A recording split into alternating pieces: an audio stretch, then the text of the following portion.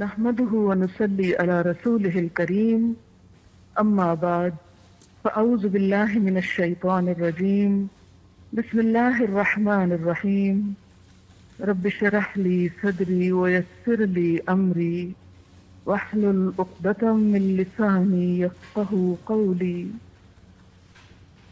پھر شادی ہو جاتی ہے، ایک بیوی گھر آتی ہے یا ایک خاتون خانہ جو ہوتی ہے، گھر کی تعمیر میں عموماً نقشہ بناتے وقت بھی عورت شریک مشورہ ہوتی ہے، پھر گھر سجاتے وقت بھی مشورہ کس کا ہوتا ہے، بیڈ روم کون سا بنے گا، ماسٹر بیڈ کہاں ہوگا، اس میں کس کلر کس طرح کا فرنیچر رکھا جائے گا، آج گھر میں کیا پکے گا، کس قسم کے ڈیکوریشن پیس آئیں گے، کون سی چیز کہاں رکھی، یہ سب چیزیں عموماً کون ڈیسائیڈ کرتا ہے؟ مرد بیچارے کو تو یہ بھی پتہ نہیں ہوتا کہ اس کے کپڑے دھلے ہوئے رکھے کہاں ہیں، وہ تو انتظار میں کھڑا رہتا ہے کہ خاتون خانہ آئے اور وہ سلیکٹ کر کے دیں کہ آج تم یہ پہن کے جاؤ۔ اسلامی معاشرے میں عورت کی بادشاہی اس کے گھر پر ہوتی، اور بڑی حد تک ہماری عورت اپنے گھر میں بادشاہ ہے۔ کہیں نہ کہیں چھوٹے موٹے اختلافات اور چھوٹی موٹی بات یہ ہوتی رہتی ہے، اور ہر جگہ پر ہوتی ہے، یہ صرف خاندانی زندگی میں نہیں، باہر کی زندگی میں بھی ہوتی ہے۔ کیا وہ عورتیں جو دفتروں میں جا کر کام کرتی ہیں وہاں انہی کی بالادستی ہوتی ہے، یا اس کے مقابلے میں مردوں کی بھی کہیں ہوتی؟ لیکن اس کو موضوع بحث کیوں نہیں بنایا جاتا، اور صرف ایک گھر کے اندر ہی عورت کے ظلم و ستم کا کیوں رونا رویا جاتا ہے؟ خیر، یہ باتیں تو ساتھ ساتھ ہوتی رہیں گی۔ تو بات میں یہ کر رہی تھی کہ اسلام نے اگر مرد کو 4 تک شادی کرنے کی اجازت دی تو کیوں دی؟ پہلی بات یہ کہ یہ ایک رخصت ہے، حکم نہیں واجب کے درجے میں کہ ضرور کرو، اس لیے کہ اگر یہ بیسک نارم ہوتا اور ہر مرد 4 شادیاں شروع کر دیتا تو آپ دیکھیں کہ کیا اتنی عورتیں ہر معاشرے کے اندر ہیں کہ ہر مرد 4 شادی کرے، اور اس کا مطلب یہ کہ جنہوں نے 4 نہیں کی وہ گناہگار ہو رہے ہیں؟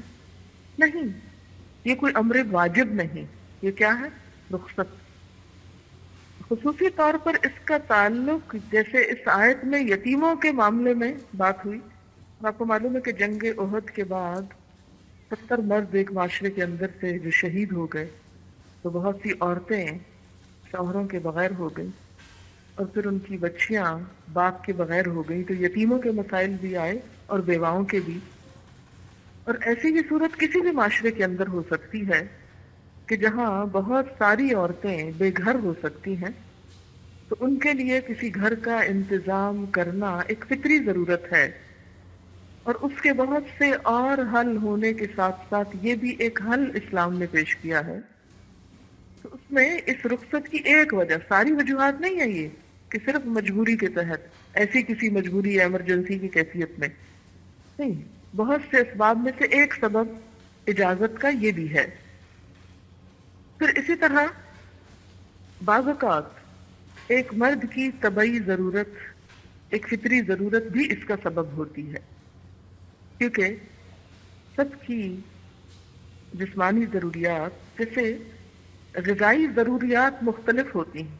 کچھ لوگ تھوڑا سا کھانا کھا کر ان کا پیٹ بھر جاتا ہے، کچھ لوگوں کو اس سے دگنا کھانا پڑتا ہے، کچھ ہو سکتا ہے اس سے 4 گنا زیادہ کھاتے ہیں۔ تو اسی طرح سیکشل نیڈ بھی مختلف مردوں کی مختلف ہو سکتی ہے، اور ایسے میں اگر قانونی پابندی لگا دی جاتی کہ کوئی مرد ایک سے زیادہ نکاح کر ہی نہیں سکتا، تو ایسی صورت میں اور بہت سی عورتوں کے اوپر ظلم و ستم ہوتا کہ انہیں نکاح کے بغیر ایک مرد کی پیاس بجھانی پڑتی، جیسا کہ آج کل مغربی معاشرے میں ہو رہا ہے کہ وہاں ایک سے زیادہ شادی کو تو ناپسندیدہ قرار دیا گیا، لیکن دوسری طرف حرام کے پورے راستے کھول دیے گئے۔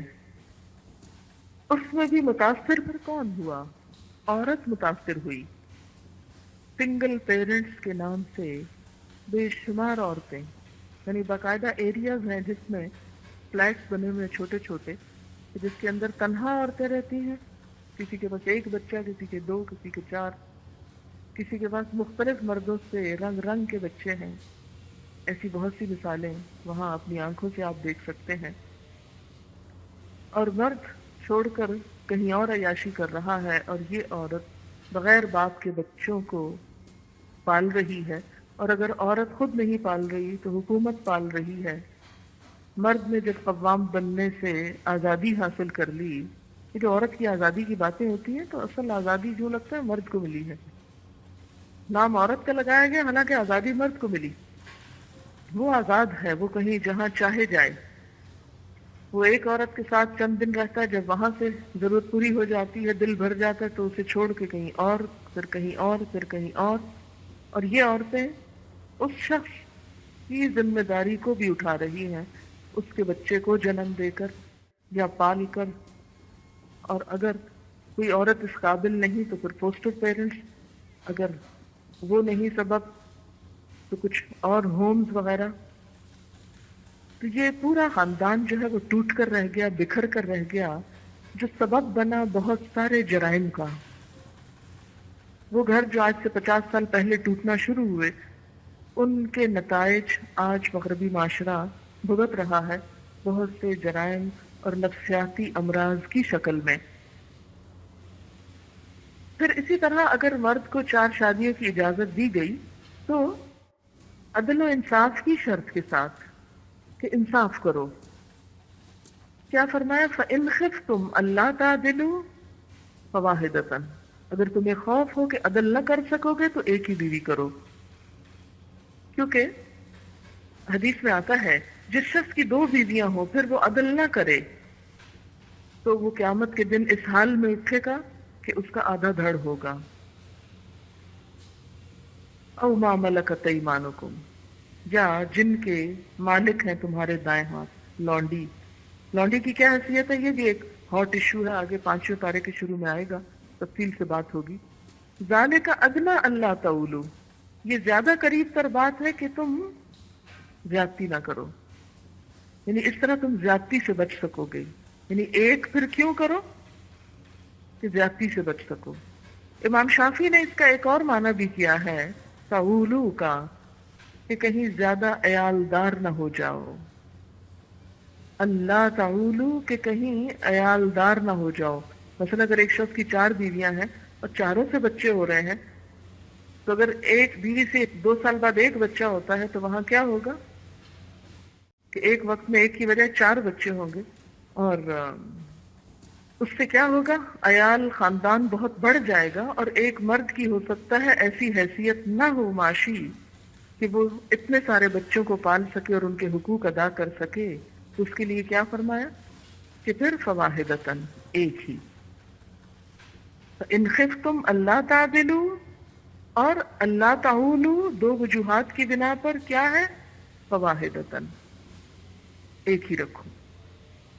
آپ دیکھیں کہ تعدد ازواج جو ہے، اس پر نبی صلی اللہ علیہ وسلم پر اس کی وجہ سے جو طعن کیا جاتا ہے، اور عموماً کرسچنز کی طرف سے، آپ دیکھیں کہ یہی کرسچنز جو اپنے دیگر کئی پیغمبروں کو مانتے ہیں، مثلا حضرت ابراہیم علیہ السلام، حضرت یعقوب علیہ السلام، حضرت سلیمان، حضرت داؤد، ان کے ہاں بھی ایک سے زیادہ بیویاں تھیں. اگر ان کے بارے میں یہ کچھ نہیں کہتے تو حضور صلی اللہ علیہ وسلم کو کیوں نشانہ بناتے؟ پھر اسی طرح آپ دیکھیں کہ دیگر مذاہب میں، ہندوازم کو دیکھیں، ہندو دھرم کو یا دیگر مذاہب کو، وہاں بھی تعدد ازواج ہر دور میں ملتا ہے. مختلف تہذیبوں میں آپ دیکھ لیں، مختلف بادشاہوں کے آپ دیکھ لیں، یعنی مسلمانوں کے علاوہ کی بات کریں، ان سب جگہوں پر ملتا ہے. لیکن یہ کسی بھی سوسائٹی کا ایک عام حصہ نہیں رہا کہ ہر مرد کے ساتھ ایسا ہی ہو یا ہر گھر میں یہی کچھ ہو. ایسا نہیں ہوا. لیکن ایک رخصت بہرحال رہی ہے، اور وہی رخصت اسلام میں بھی دی. ایک سروے رپورٹ میں آیا ہے، کولمبیا یونیورسٹی سے چھپنے والی ہوم میڈیکل گائیڈ 1995 کے پیج 184 پر ایک سروے کے مطابق امریکہ میں 12 سے 18 سال تک کی عمر کے 80% نوجوان لڑکے اور 75% لڑکیاں جنسی سرگرمیوں میں مشغول ہوتے ہیں. پھر اسی طرح ایک اور سروے ہے جس کے مطابق امریکہ میں اگر تمام بالغ مردوں اور عورتوں کی شادی کر دی جائے تو بھی 8 ملین خواتین بچ جائیں گی، یہ موجودہ حالات کے مطابق۔ یعنی سب مرد عورت جو بھی بالغ ہیں ان کی اگر شادی کر دی جائے تو بھی 8 ملین خواتین ایسی رہ جائیں گی کہ جن کے لیے شوہر نہ ہوگا۔ ہم؟ تو ان 8 ملین عورتوں کے لیے شادی کا ذریعہ نہ ہونا کیا ان کے ساتھ ظلم نہیں؟ کہ 8 ملین عورتیں گھر کے بغیر رہیں، شوہر کے بغیر ہوں، ان کے لیے پھر سیٹسفیکشن کے 2 ہی راستے رہ جاتے ہیں۔ ایک تو یہ کہ وہ کیا کریں، حرام طریقہ اختیار کریں۔ پھر امیجن کریں نا موجودہ صورتحال، اگر آپ کے سامنے یہ مسئلہ پیش کیا جاتا ہے کہ ایک ملک ہے جس میں 8 ملین عورتوں کے لیے شوہر میسر نہیں، اب ان 8 ملین عورتوں سے پوچھا جائے کہ کیا ایک سے زیادہ شادی کی اجازت جو اسلام نے دی، ان کے مذہب میں کوئی نہیں، یہ ایک زیادتی کی بات ہے۔ کیونکہ عورت کہتی ہے نا کہ اسلام نے بڑا ظلم کیا ہے 4 کی اجازت دے کر۔ یہ وہ عورت کہتی ہے جس کو گھر بھی میسر ہے، جس کو سب کچھ زندگی کی راحتیں آرام ملے ہوئے ہیں، جس کے بچے بھی ہیں، وہ تو کہے گی۔ اس کے لیے تو واقعی ایک مشکل ہے کہ اس کے گھر میں کوئی اور عورت داخل ہو۔ لیکن اب ان 8 ملین خواتین سے پوچھئے یہ کیا کہتے ہیں؟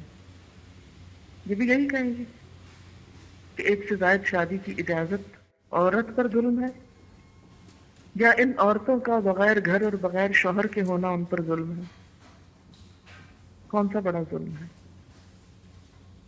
جبکہ ایک مرد کو کس چیز کا پابند کیا گیا کہ دوسری بیوی کرنا ہے تو عدل کرنا ہوگا کہ پہلی بیوی کے حقوق متاثر نہ ہو، سب کچھ وہ اس کو دینا ہوگا جو دوسری کو دو گے۔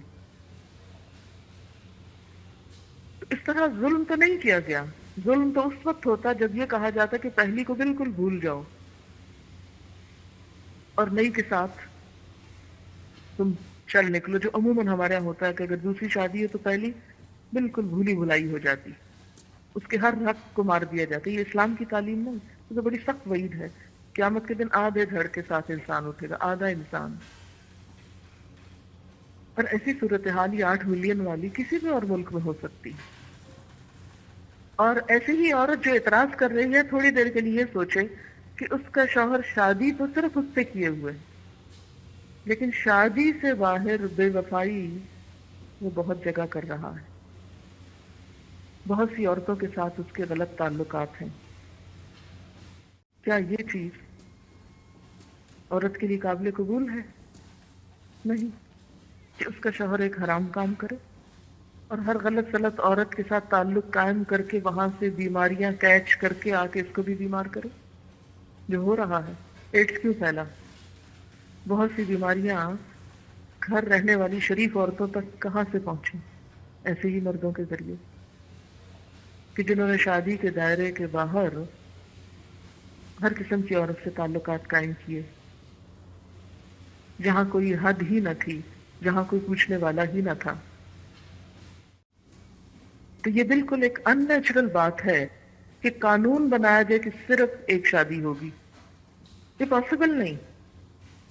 اور اگر بنا دیا جائے تو اس کا ری ایکشن کیا ہوگا کہ بہت سی عورتوں ہی پر ظلم ہوگا کہ ایک مرد ان سے تعلق تو قائم رکھ رہا ہے، نہ ان کا شوہر بنتا ہے، نہ اس کے بچوں کا باپ کہلاتا ہے، نہ ہی نان نفقہ دیتا ہے، نہ ہی پروٹیکشن دیتا ہے، نہ ہی اس کو ایک مستقل کیئر حاصل ہے۔ اسی لیے تو خفیہ شادی منع کی گئی۔ خفیہ شادی کی اسلام میں کوئی حیثیت نہیں، وہ نکاح شمار ہی نہیں ہوتا، نکاح کی شرائط میں سے کہ اس کا اعلان کیا جائے، کیونکہ یہ بھی عورت پر ایک ظلم ہے، اس سے ناجائز فائدہ اٹھانا ہے۔ اور آپ کو معلوم ہے کہ جب جنگ عظیم ہوئی تھی اس کے بعد یورپین ممالک کے مردوں کی شدید کمی ہو گئی تھی کہ عورتوں کو شوہر نہیں ملتے تھے، لہذا جو لڑکی اس چیز میں کامیاب ہو جاتی کہ اس کی شادی ہو جائے، وہ اس حد تک اپنے شوہر پر فخر محسوس کرتی اور اپنے آپ کو اس طرح اس پہ قربان کرتی کہ اپنا نام تک بھلا دیتی تھی، وہ صرف مسز کہلاتی تھی۔ یہ جو مسز کا رواج ہوا ہے یہ یہیں سے ہوا ہے کہ عورت کے لیے یہ بات باعث فخر تھی کہ اس کا کوئی شوہر ہے، وہ مسز سو اینڈ سو کہلاتی ہے۔ اس حد تک فدا ہوئی کہ اپنا نام بھلا دیا، اور ہم نے ان کی پیروی میں اپنے آپ کو اس میں ڈال لیا۔ اب ہمارا بھی گزارا نہیں ہے اس کے بغیر۔ کہتے ہیں عورت کو حقوق دیے جا رہے ہیں، آزاد کیا جا رہا ہے کہ اس کا نام تک بلایا جا رہا ہے۔ صحابیات میں آپ کو ایسی کوئی چیز نہیں ملے گی، ان کے نام ہے اور ان کی نسبت ان کے باپ کی طرف ہے، شوہر کی طرف نسبت نہیں ہے۔ کیوں؟ اس لیے کہ شوہر کا کبھی خدا نہ خواستہ انتقال ہو سکتا ہے، ڈیورس ہو سکتی، کچھ ہو سکتا ہے۔ آج یہ مسز فلاں ہے اور کل مسز فلاں نہیں۔ ہاں یہ ریئر کیسز ہے، نعوذ باللہ، ہر کیس میں تو نہیں ہے۔ تو عورت کو اس کا اپنا نام دیا گیا۔ تو جس معاشرے میں عورت نے شوہر کی اتنی ضرورت محسوس کی کہ اپنا نام تک قربان کر دیا، اسی معاشرے میں آج عورت ایک شادی کی اجازت کا مطالبہ کر کے اور اس کو اپنا حق سمجھ کے خود اپنے ساتھ بھی زیادتی کر رہی ہے اور دوسروں کے ساتھ بھی۔ ایک سے زائد شادی کی اجازت نہ ہونا، یہ 4 کی رخصت نہ ہونا بالکل ایک ان نیچرل چیز ہے، اور اگر عورت یہ سمجھتی ہے کہ اس اجازت سے اس کے حق پہ زد پڑ رہی ہے تو یہ اس کی غلط فہمی ہے۔ اس کا حق چھین کے نہیں دوسری کو دیا جا رہا، اس کا حق اسی کو دیا جا رہا ہے۔ ہاں یہ ضرور ہے کہ ایک اور اس کے حق میں کچھ شریک ہو رہی ہے، لیکن اگر اس کے حق میں ایک اور شریک ہو رہی ہے تو وہ عورت جس کا پہلے کوئی حق ہی نہیں تھا، کوئی ٹھکانہ نہیں تھا، کوئی سر پہ چھت ہی نہیں تھی، اس کو حق بھی تو دیا جا رہا ہے۔ اگر ایک عورت پہ تھوڑی سی اس کو کسر لگ رہی ہے تو ایک عورت ہی کو پناہ بھی تو مل رہی ہے، وہ بھی تو عورت ہے۔ عورت جب حق کی بات کرتی ہے تو صرف اپنے ذاتی حق کی کیوں بات کرتی ہے، سب عورتوں کے حق کی بات کیوں نہیں کرتی؟ اور یہ بھی جو عورتوں کے حقوق کے نام پر اس ایشو کو بہت بڑا ایشو بنا کے اسلام کے خلاف استعمال کرتے ہیں، وہ بھی صرف چند عورتوں کے حقوق کی بات کیوں کرتے ہیں؟ 8 ملین کے حقوق کیوں بھول جاتے ہیں؟ یا 8 ملین کو صرف حرام کی زندگی بسر کرنے پہ کیوں مجبور کر رہے ہیں؟ کہ اگر انہوں نے برتھ کنٹرول کے طریقے سیکھ بھی لیے ہیں تو بھی 8 ملین میں سے 4 ملین تو ان سارے طریقوں کے باوجود کچھ نہ کچھ جنم دیں گی، کیونکہ یہ بھی عورت کی ایک فطری ضرورت ہے کہ اس کی اولاد ہو سکتا ہے مرد کو انٹرسٹ نہ ہو، عورت کی تکمیل نہیں ہوتی، اس کے اندر ایک فطرت کی ارج ہے کہ وہ ماں بنے۔ اچھا اس کو بھی مسخ کیا جا رہا ہے۔ میں ایک ایسے سیمینار میں شریک تھی کہ جس میں اس بات پہ ڈسکشن ہو رہی تھی کہ عورت کو کس طرح اس قابل بنایا جائے کہ ملک کی ترقی میں حصہ لے سکے۔ ان کا کہ یہ ہمیں بہت بنیادوں سے کام کرنا ہوگا کہ ہمیں اپنا نصاب بدلنا ہوگا، اور نصاب میں جو ماں کی گود میں بچہ دکھایا جاتا ہے اس تصویر کو کاٹنا ہوگا۔ اور یہ جو تصور پایا جاتا ہے کہ لڑکیوں کو گڑیاں خرید کر دو، انہیں ٹریکٹر کیوں نہ دو، ان کو بھی گاڑیوں سے کھیلنے کو کہو، یہ ظلم کس پہ ہو رہا ہے؟ عورت پہ ظلم ہو رہا ہے۔ کس کے نام پہ؟ حقوق کے نام پہ، کہ اسے گڑیاں خرید کے نہ دو، گاڑی خرید کر دو تاکہ وہ گاڑی چلانا سیکھے اور بڑے ہو کر ملک کی گاڑی چلا سکے۔ تو یہ سب فطرت کے خلاف ایک ایسا طریقہ ہے کہ جس سے عورت ہی نے نقصان اٹھایا۔ وَآتُوا النِّسَاءَ صَدُقَاتِهِنَّ نِحْلَةً، اور دو عورتوں کو ان کے مہر خوش دلی سے۔ آتوا النساء، دو عورتوں کو، صدقات، صدقات جو ہے یہ صدقہ کی جمع ہے۔ اس کو صدقہ کیوں کہا گیا؟ یہ صدقہ نہیں ہے، صدقہ ہے۔ کہیں آپ سوچیں اچھا اسلام میں مہر کو صدقہ کہا گیا اور عورت کو صدقہ دیا جاتا ہے ایسے موقع پر، تو یہ صدقہ نہیں ہے۔ اگر آپ صحیح عربی نہیں پڑھیں گے تو صدقہ بن جائے گا، ورنہ یہ صدقہ ہے۔ صدقہ کا مطلب ہوتا ہے مہر، اس کا روٹ بھی صاد دال قاف ہے، صدق سچائی۔ اس کو صدقہ کیوں کہا گیا؟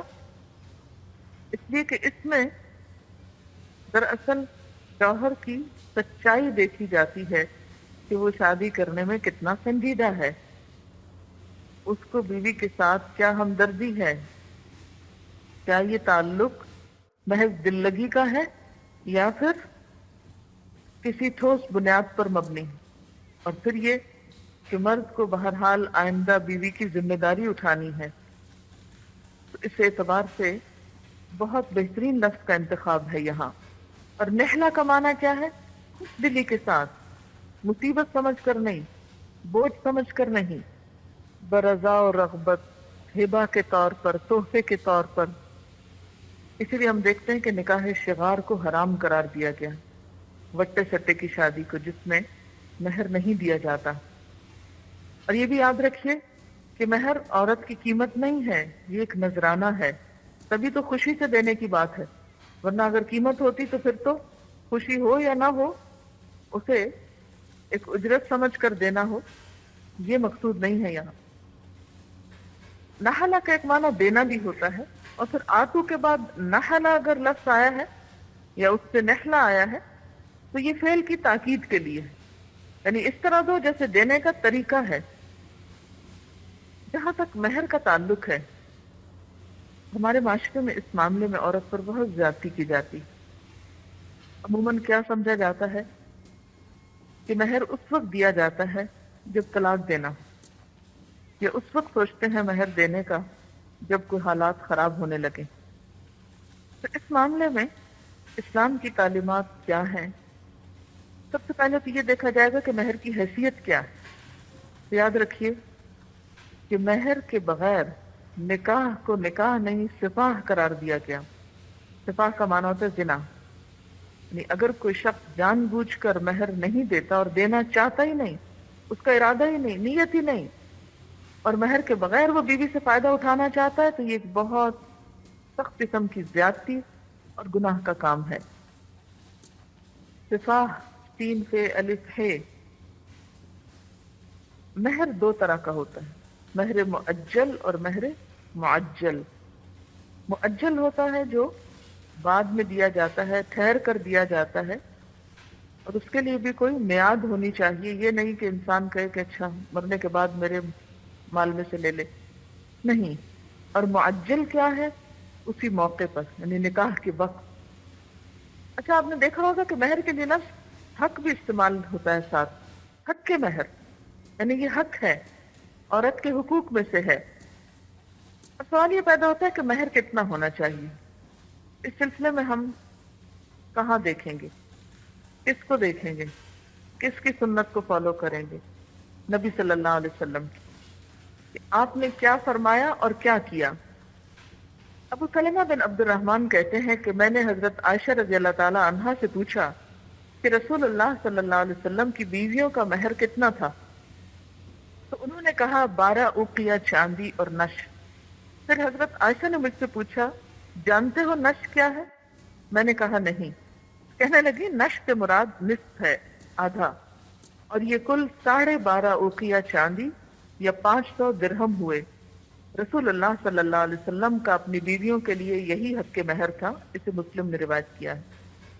اس سلسلے میں ایک دوسری روایت ہے کہ ابو الاجفا کہتے ہیں کہ ایک دفعہ حضرت عمر بن خطاب نے اپنے خطبے کے دوران لوگوں سے فرمایا دیکھو عورتوں کے مہر بڑھ چڑھ کر نہ باندھا کرو، کیونکہ اگر مہر بڑھانا دنیا میں کوئی عزت کی بات ہوتی یا اللہ کے ہاں تقوی کی بات ہوتی تو نبی صلی اللہ علیہ وسلم سب سے زیادہ اس کے حقدار تھے، اور میں نہیں جانتا کہ رسول اللہ صلی اللہ علیہ وسلم نے اپنی کسی بیوی کا یا اپنی کسی بیٹی کا حق کے مہر 12 اوقیہ چاندی سے زیادہ باندھا ہو۔ حضرت عمر رضی اللہ تعالیٰ عنہ یہ بات کیوں کہہ رہے ہیں؟ اس کی وجہ یہ ہے کہ لوگوں کے اندر بڑی بڑی مہر کی رقمیں باندھنا ایک بہت عزت اور آنر کی بات بن گئی، اس لیے آپ نے اس چیز کو کنٹرول کیا۔ اور جب حضرت عمر رضی اللہ تعالیٰ عنہ اس سے منع فرما رہے تھے اور اسے ریسٹرکٹ کرنا چاہ رہے تھے تو ایک عورت پکار اٹھی، کیونکہ یہ عورتوں کے حقوق سے تعلق رکھتی تھی نا بات، تو عورت اٹھ کھڑی ہوئی، عمر تم یہ پابندی کیسے لگا سکتے ہو جبکہ اللہ تعالیٰ نے خود فرمایا وَإِنْ آتَيْتُمْ إِحْدَاهُنَّ قِنْطَارًا یعنی اگرچہ تم اپنی کسی بیوی کو خزانہ بھر بھی بطور حق مہر دے چکے ہو، اس سے پتہ چلتا ہے کہ اگرچہ نبی صلی اللہ علیہ وسلم کی سنت 12.5 اوقیہ چاندی یا 500 درہم ہے، لیکن اس کے باوجود قرآن پاک کے ذریعے کیا پتہ چلتا ہے کہ ایک ڈھیر مال بھی دیا جا سکتا ہے۔ قنطار کتنا ہوتا ہے؟ 100 kg کی قریب۔ تو اس سے کیا پتہ چلتا ہے کہ 12.5 اوقیہ چاندی سے بھی زیادہ مہر ہو سکتا ہے، لیکن آپ صلی اللہ علیہ وسلم کی سنت یہی ہے۔ پھر اسی طرح ہم احادیث میں دیکھتے ہیں کہ حضرت عبد الرحمن بن عوف نے جب شادی کی تو ایک گٹلی بھر سونا حق کے مہر دیا، لیکن یہ معلوم نہیں کہ گٹلی کتنی تھی، بڑی تھی یا چھوٹی تھی، اور اس کا وزن کیا تھا، لیکن گٹلی کا سائز بتایا گیا۔ اور ظاہر سونا ایک وزنی دھات ہے، تو یہ بھی ہو سکتا ہے کہ اس گٹلی میں 6-7 تولے سونا موجود ہو۔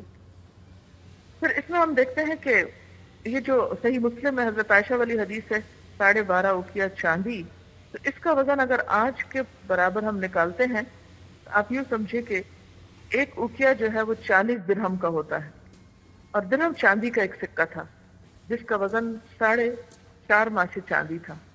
اس حساب سے 500 درہم کتنے بنے؟ تقریباً 187 یا 187 تولہ چاندی بنتی۔ اگر اس کو ہم سونے پہ لیں تو ذرا حساب آسان ہو جائے گا۔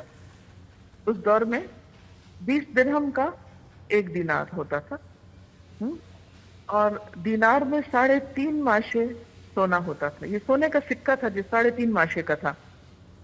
اس لحاظ سے پھر کل کتنے دینار ہوئے؟ 25 دینار۔ اب یہ 25 دینار جو ہیں یہ 7.5 تولے کے قریب سونا بنتا ہے۔ تو 7.5 تولے سونا کتنے کا ہوا آج کل کے ریٹ میں؟ 12 اوقیہ چاندی جو ہے وہ تقریباً 50,000 روپیز، یعنی ایک ایوریج آپ یہ لگا سکتے ہیں کہ کم از کم اتنا ہونا چاہیے، کیونکہ نبی صلی اللہ علیہ وسلم نے اس سے کم نہیں دیا۔ لیکن بہرحال پھر مرد کی حیثیت کو دیکھا جائے گا۔ اب یہ جو 32 روپے والا ہے، یہ اصل میں متحدہ ہندوستان میں کسی عالم نے اسی 12.5 اوقیہ چاندی کو 32 روپے کے برابر قرار دیا ہوگا۔ اصل تو وہ اس دھات کو دیکھا جائے گا کہ اس کی قیمت کیا ہے۔ بہرحال سنت میں تو 25 روپے آئے ہی نہیں، سنت میں تو روپیہ تھا ہی نہیں، وہاں تو درہم تھے یا دینار تھے، دینار سونے کا سکہ تھا۔ پھر دوسری طرف ہم حضرت عبد الرحمن بن عوف رضی اللہ تعالیٰ عنہ کو دیکھتے ہیں کہ انہوں نے گٹلی برابر سونا مہر میں دیا۔ تیسری طرف ہم قرآن پاک دیکھتے ہیں تو اس میں قنطار کی بات بھی آتی ہے۔